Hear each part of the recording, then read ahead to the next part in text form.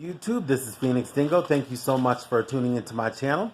And today I just wanted to talk about some different responses you can give people as you're talking to the different people from Trump's camp and Biden's camp, all of them. Anyways, okay, so one of the number one things I've heard is that the dividend is a handout. One, the freedom dividend is for everyone. So which I think is what really ticks them off, is because you can't say really that it's a handout because then they're getting it, which would mean that they're getting charity. And I don't think that they like that, because then they can't be on their big horse about it. They can't yell and scream about welfare. And with this, it would actually minimize people being on welfare because, let's face it, it's not easy to get on it. And two, the benefits aren't that great. 194 max for food stamps in Florida, or maybe it's 192 now, I'm not sure. But I mean, that's not too much money. If you have a couple, then you chances are need to have a kid or whatever. But I mean, the amount of money that you're going to get is not all that great. But if you add in $1,000, instead of taking that, you would be getting more money. Therefore, you would get off the welfare. This is not me judging anyone for being on welfare, because it's there for a reason. If you qualify, I don't see the problem. Obviously, you meet the criteria. And it doesn't make you a bad person, especially in today's economy. The economy is crap right now. It's garbage. Jobs are garbage. They pay garbage. It's hard to find a job. The bosses are garbage because they know it's hard to get jobs, so they treat people like crap. Anyways, I digress. All right, so the next point with that one is that it's actually a tax on transactions with our information. Now, when it comes down to our information, think about every time you go for one of those stupid survey things on Facebook, and you give them your email, your information, or whatnot, agree to terms, and then you can see what type of puppy you are. They're taking that information and selling it. Okay? I know that, like, with telemarketers and people like that, when you call them, or when they call you, I'm sorry, I used to be one, and when we called you, if you didn't ask to be taken off the list, then they would sell the people that they've used the number already, they sell it. Which is why, if they think that you're not going to get it, they just hang up on you so that you can't say that, so they can sell it. Are you getting any of that money from your information that's freely being sold from person to person to person? No, you are not. This is where the money comes from. It comes from any time that you log into these places, you give them their information, and they're selling it. It comes from them watching your spending habits and, designing ways to market specifically towards you. They're selling your information. This is a dividend off of any revenue. This is a dividend, and it's based off of the information that you use, your spending habits, your personal information that they're selling back and forth and benefiting from, but you're not getting anything from it. So, handout, no, it belongs to me and you. Okay? Capitalism. It's where capitalism doesn't start from zero. It starts at $1,000.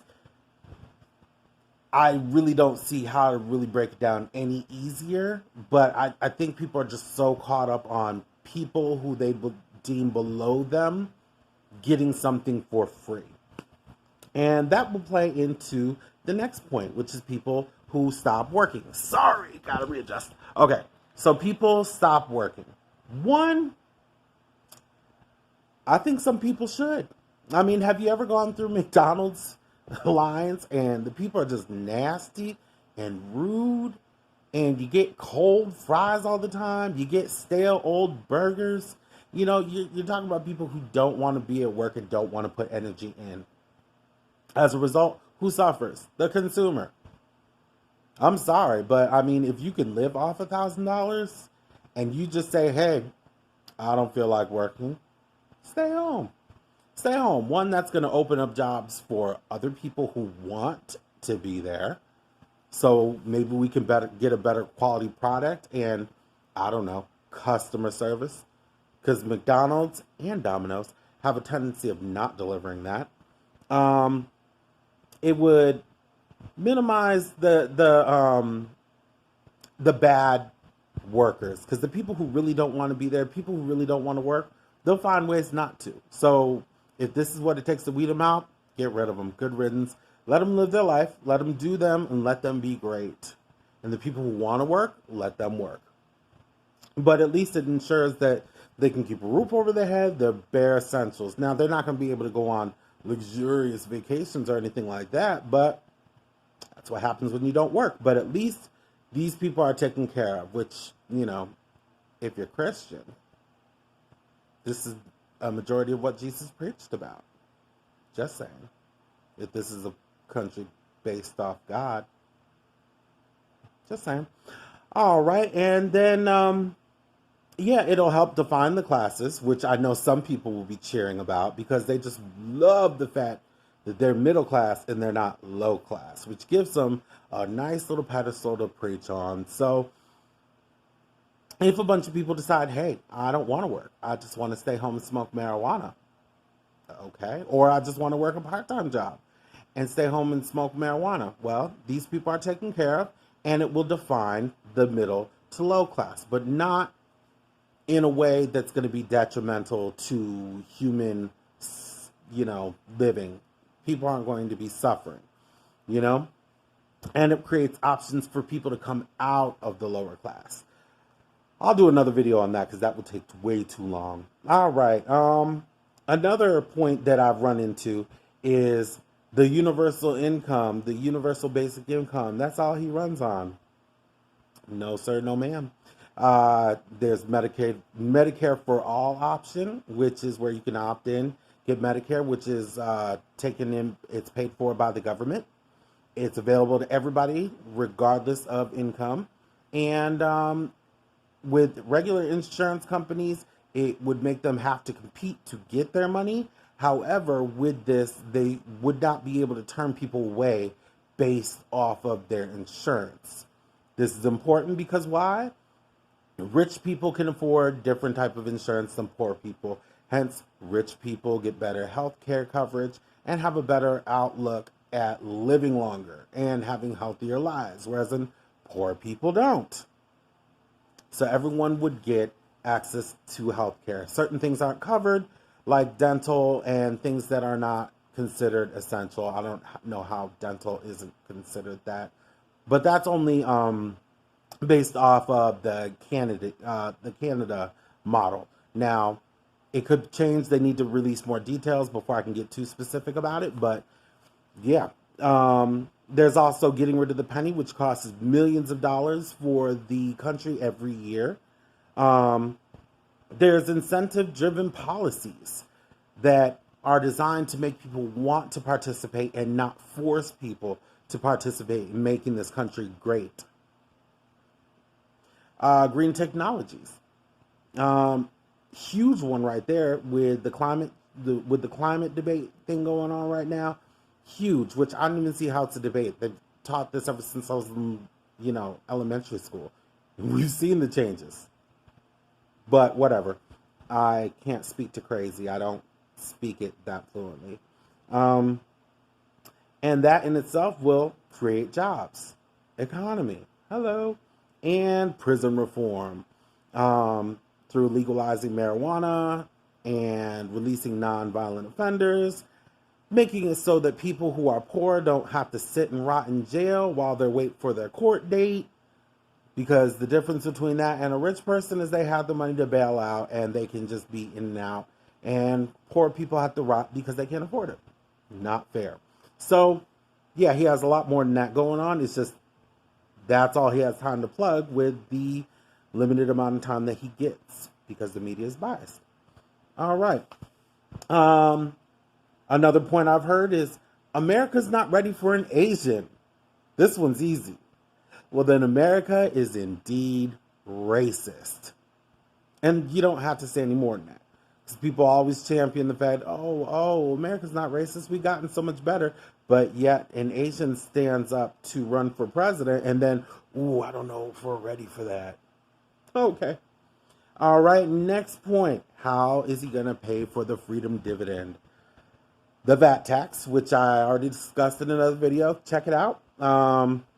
Make a long story short, VAT tax is a tax on every line of production where a product increases value.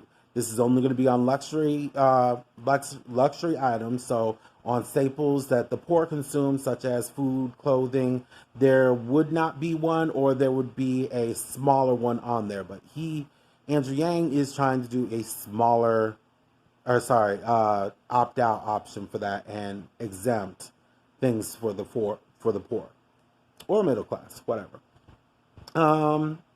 Tech companies, which we've already talked about, with the information of ours that they sell and don't give us any money. He's going to tax them, like Amazon. They don't pay any taxes on it, so we're going to make them pay. Marijuana.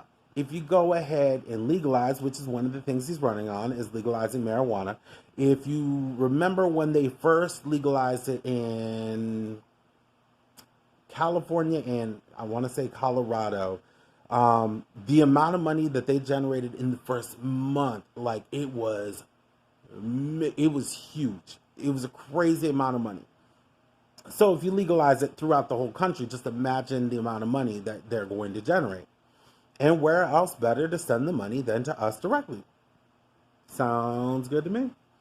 All right. Next one is economy. Well, the dividend would definitely help with the economy. They're like, how's it going to help the economy? My lord. The economy. One, the dividend will give us money to actually spend. If you don't have money to spend money, how are the businesses going to get money? So it's funny because they're going to take money from everybody and give it to everybody. But then it's up to y'all. You know, if you have better value at, let's just say, Walmart, then everyone's going to run to Walmart to buy their stuff, which should make them more competitive with their money because they're really going to see the buying power that we have now.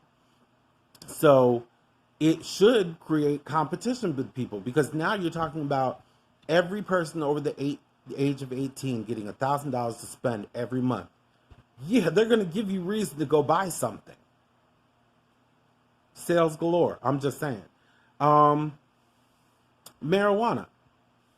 One, that's a huge product that we would be able to now start building. People could participate in growing. People would partake of it. They will do taxes, which gives us more money to put towards the dividend, put towards infrastructure. There's plenty of things that we could do with that money. So marijuana will be a huge driver in that, in my opinion. Incentives for new green tech. When it comes down to new green technology, you got to think of all the different people that are going to be needed to implement it. Whether it's putting up the different solar panels, whether it's coming up with the windmills and all the different stuff, all the different technologies through training programs and stuff. There are going to be tons of jobs that people can learn and get a new trade that's going to help change the earth and the economy. Double whammy, if you ask me. And then the last point is Democrats are dividing the country. I can't say that's completely false. They are relying so hard on the Trump is so evil thing that they're harping away at that and making that the main focus instead of the focus of the people. And therefore, that's where a lot of people's mind frames is Trump, instead of climate and this, that, and the other. It's all about beating Trump. And when you have that mentality, you are pinning certain people against certain people. Now, I agree. I think he is like one of the worst things to happen to the presidency. However, that's not my biggest focus. And through making it like them versus us and creating a hostile environment, this is one thing I've run into while talking to these different people, is instantly Trump people get so defensive and they get so angry because they feel like I'm instantly saying you're a racist. And I'm not saying that. I'm saying let's talk about it because it doesn't make sense to me, you know, but there's a narrative that's put forth and it's dividing people. So yes, to a certain degree, I would say that yes, they participate in that. Now, me personally, I don't vote. I don't vote just Democrat. I vote for whatever is right for me and what I think will help people. I am not a Democrat. I am not a Republican. I am whatever the heck I feel like being. I don't need to be in a party. I vote for whoever the heck sounds good. Yang sounds like a godsend. So that is why I vote Yang. And Yang is all about unifying. I mean, the man had someone call him the C word, the racist C word, at least. And he not only forgave him, but advocated for his job. You know what I'm saying? Like, and I know it ticked a lot of people off, but this is exactly what I'm talking about. Someone who's willing to go ahead and take a bullet, forgive somebody, and try and create understanding by inviting him to have a conversation and bringing people together. This is what we need. So yeah, Democrats might participate in the division rhetoric. However, Andrew Yang does not. And I'm voting for him, not the Democrats. Shoot, I don't even know who I'm going to vote for if he doesn't make it. Might even be Trump. I don't know. Anyways, y'all have a wonderful day. Let me know the different tactics that you use when people confront you. Let me know the different things that people are saying to you when you're trying to talk to them about Yang.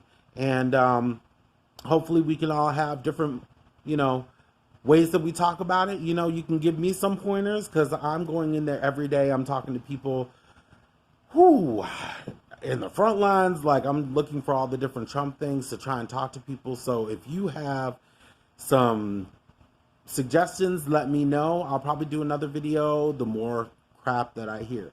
But everyone keep up the good work, Yang Gang. Everybody, peace.